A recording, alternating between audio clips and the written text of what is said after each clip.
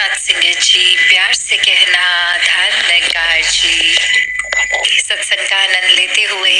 इस निराकार दातार के प्रति समर्पित भाव, मन में पूर्ण विश्वास कि ये परमात्मा चाहे किसी भी नाम से पुकारा जाए, ये सच्चाई तो एक ही है। ये हर समय का अस्तित्व इसका जो समय से पार है, जो कुछ वाद है ना घाट है, ये किसी भी रूप में बदलाव का एक विषय ही नहीं है। ये परमात्मा हर समय हर जगह मौजूद, और इसी सच्चाई से भक्तों ने अपने मुख को उजला कर लिया है। और भक्तों ने किसी भी युग में यही समझाया कि एक इंसान का जीवन व्यर्थ ना हो जाए। ये आत्मा की युगों युगों की जो जन्म जन्म की पीड़ा है, अब अगर इंसानी जन्म मिल गया है तो ये विवेक सूझी भी है कि किस तरह ब्रह्म ज्ञान द्वारा अपने जीवन को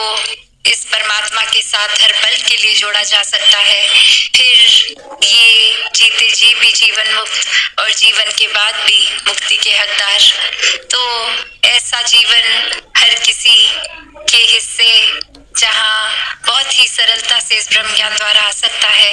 वहीं जिनके हिस्से ये दात है, ये रिस्पॉन्सिबिलिटी है, वहाँ अपने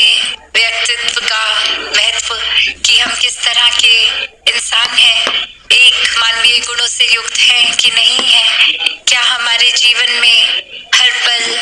ये परमात्मा है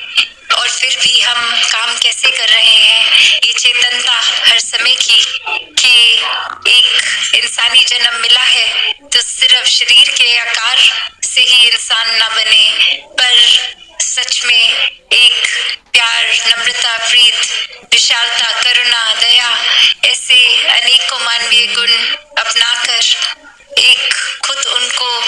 बनकर, उनको जीकर, फिर हर एक तक ये दिल स्वयं ही वो भावों को पहुंचा देता है। और ये बनावटी रूप कुछ पल का नहीं, हर पल की भक्ति है। तो वो हर पल की इंसानियत हमारे अंदर इस रूहान, इस दातार से जुड़ने के बाद तो ऐसी ही जिंदगी भक्तों ने खुद भी जी है। और फिर वो भी फर्क नहीं पड़ता कि जन्म कहाँ हुआ, किस कंडीशन में जी रहे हैं, क्या एक पैसे और घर मकान छोटा है, बड़ा है, सुख सुविधाएं कितनी हैं। भक्तों ने तो चाहे जन्म महल में किया लिया हो या झोपड़ी में लिया हो, वो अपनी एक दुनियावी रिहाइश के बल पे या एक किसी तरह मायावी रूप के अंदर हो, फिर भी शुक्राना भाव ही इस परमात्मा का, और जो कुछ परमात्मा ने दिया उसको सदुपयोग में लाए। खुद भी हर पल इसी भाव में रहते कि हर एक तक ये परमात्मा पहुंच जाए। ये अंग संग है, बस वो ज्ञान रूपी दृष्टि अगर जीवन में नहीं है तो वो रूप भी, और वहीं से ये प्रेमा भक्ति की भी शुरुआत, ये बेगर्ज भक्ति, ये प्यार की फिर कोई सौदेबाजी नहीं रह जाती कि परमात्मा से कुछ चाहिए तो इसलिए परमात्मा का नाम लिया जाए, ये दिल को परमात्मा के साथ जोड़ा जाए। अक्सर वरना एक जीवन मौज मस्ती में जी रहा होता है और कोई एक अचानक से सेटबैक हो जाता है, कोई ऐसी चीज जो हमारे बहुत ही किसी भी रूप में करीब हो, एक मोह हो किसी चीज से और वो नहीं रहा, चाहे कोई रिश्ता, कोई वस्तु, कुछ भी, तो फिर ध्यान आता है कि परमात्मा ऐसा क्यों किया। जब तक कोई चीज थी, परमात्मा का शुक्राना जीवन में था नहीं था, वो तो हमें पता है कि हम कितने जुड़े हैं परमात्मा से, कितने नहीं। पर कोई भी चीज जब नहीं है, ये खालीपन है, तो उसकी ओर ही नजर के खालीपन है, तो एक कसूर, एक शिकायत परमात्मा से जोड़ देते हैं। तो बात वही कि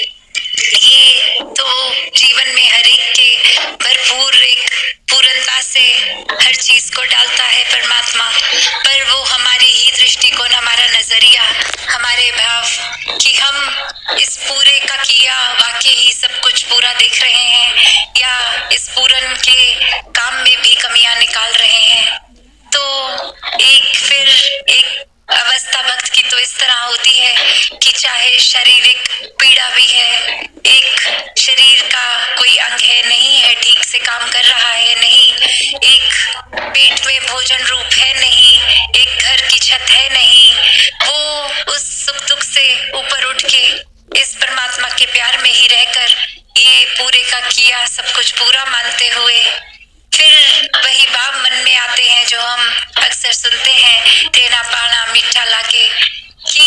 ये शायद हमारा तंग नजरिया, तंग दृष्टिकोण कि वे परमात्मा जो सब कुछ बहुत ही अच्छा कर रहा है फिर भी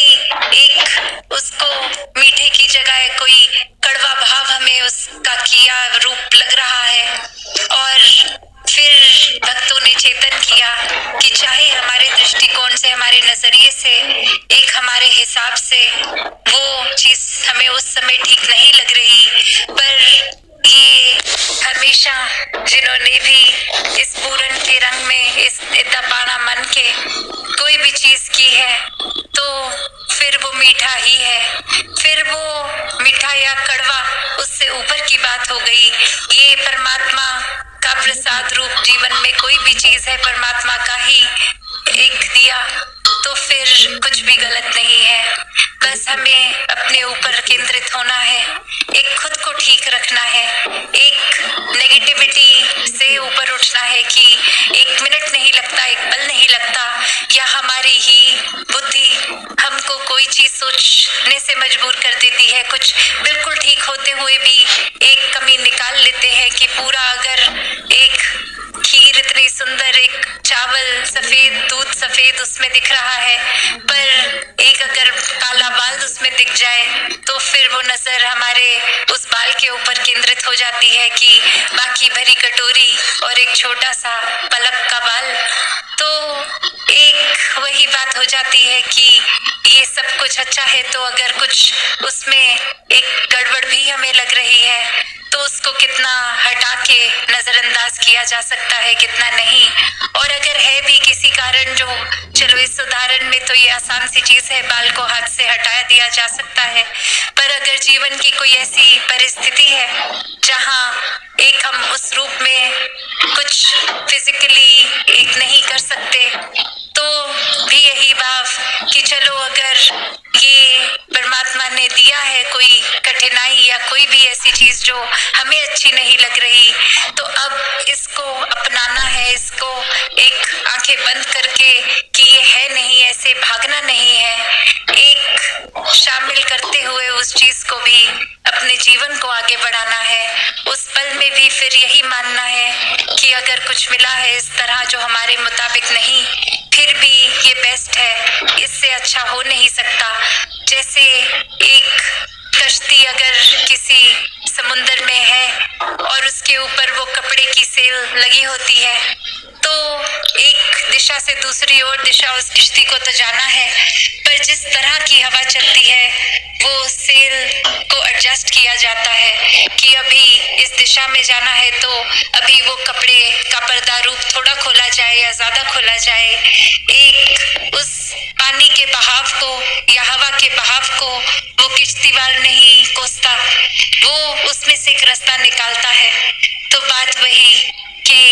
एक हमने भी अपने जीवन में फिर ये कठिनाइयां जो परमात्मा ने किसी कारणवश भी अगर रखी है जीवन में तो उनके आगे एक हमारा रवैया क्या है, उनको देखते हुए एक दिल हमारा किस दिशा में सोच को लेके जा रहा है कि क्या हम वो एक प्रॉब्लम को प्रॉब्लम ही देख रहे हैं या उसका सोल्यूशन कैसे निकाला जाए उस पे फोकस कर रहे हैं। और सबसे आसान तरीका कि जब हमारा फोकस ही परमात्मा पे हो तो फिर एक वो प्रॉब्लम भी प्रॉब्लम नहीं है तो प्रॉब्लम का सोल्यूशन क्या निकालना। तो बात वही कि पूर्ण विश्वास अगर परमात्मा पे है, इस निराकार पे है, इस सच्चाई, इस शक्ति पे है तो फिर एक इंसान का भी मनोबल नहीं गिरता। ये हमेशा प्रभु भक्त तो एक प्रभु के ही ऊपर केंद्रित हो कि ये लगन, ये प्यार, ये प्रेमा भक्ति, ये विश्वास, ये श्रद्धा भाव फिर सिर्फ प्रभु तक ही नहीं, ये परमात्मा तक ही नहीं, इस परमात्मा की बनाई पूरी रचना तक यही माइंडसेट, यही एक सोच रखना लगता है कि हर कोई श्रेष्ठ है, हर कोई पूर्ण है, हर किसी से बहुत कुछ सीखा जा सकता है। हम अपनी ऊपर केंद्रित अगर हैं तो अपनी एक गलतियों के ऊपर ही केंद्रित रहें। दुनिया को ये ना सिखाएं कि हम कितने अच्छे हैं, हम कितने श्रेष्ठ हैं। हम में तो जो बात है वो और किसी में नहीं, हम में जो सोच है, एक बल है, एक अगर कुछ अच्छाई है तो और गहराई से सोचे। ये गहराई, ये अच्छाई तो हमारी अपनी कहाँ, ये परमात्मा की ही देन है। तो ये परमात्मा ने अगर कुछ दिया है तो सिर्फ उसका सदुपयोग करने के लिए, उसके ऊपर घमंड अभिमान नहीं करने के लिए, क्योंकि परमात्मा जब चाहे कोई भी चीज दी हुई ले भी ले। तो एक कोई चीज जब अपनी है ही नहीं, जब ब्रह्म ज्ञान से पहले ये 5 प्रणों में एक परमात्मा के लिए ये सरेंडर रूप आता है और वही बात आती है कि ये परमात्मा ने तन दिया है। ये कोई हमारे मन के भाव, कोई सोच और कोई भी आर्थिक मायावी रूप, ये धन दौलत, तो ये सब कुछ जो हम संसार में देख रहे हैं, महसूस कर रहे हैं, सब कुछ ही उपजा इस परमात्मा से। तो ये परमात्मा की ही देन। और कैसे एक सिर्फ हमें अगर शरीर भी इस मानव का मिला तो अपने मन को भी एक परमात्मा के लिए सरेंडर करते हुए ये मान ले कि वाकई ही हमारा कुछ नहीं, जो दिया गया इस परमात्मा द्वारा वो एक संभाल के लिए है, एक सदुपयोग के लिए है। तो जिन्होंने तो एक वाक्य ही परमार्थ के ऊपर जीवन को केंद्रित करते हुए एक सोच रखी, एक भाव रखा, वो हर पल मानवता की भी एक बिना किसी लालच के सेवा करते जाते हैं। वो फिर अपने पराये का भाव, एक भेदभाव नहीं रखते। हर एक में ही जब अपना नूर इस परमात्मा का दिख रहा है तो हर कोई अपने जैसा, हर कोई अपने से श्रेष्ठ। तो ये सेवा भाव और सत्संग सिमरन का भी महत्व कि ये परमात्मा की जैसे ऊपर आधारित ये सोच रखने वाले संत, उनका संग मिलता रहे ताकि कभी भी हम अपने रास्ते से ऑफ ट्रैक ना हो जाएं। एक ये सोच सीधी सही जगह, सही दिशा में रहे, इस परमात्मा पे रहे और ये भाव फिर सिमरन रूप का खुद ब खुद कि ये परमात्मा मन में है तो ये परमात्मा पे ही केंद्रित ये एक ओतप्रोत भाव कि जो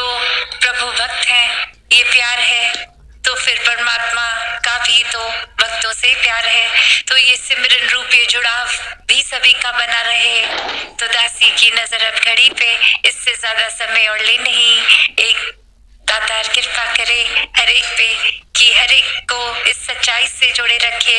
निराकार पे आधारित होके पूरे दिन का एक एक पल हर कोई इसी के ऊपर एक फोकस बना के रखे तो संसारिक सारी चीजें भी सहज में होती रहती हैं और मन भी एक भार महसूस नहीं करता। एक बिल्कुल पानी में बहते हुए पत्ते की तरह इतना हल्का,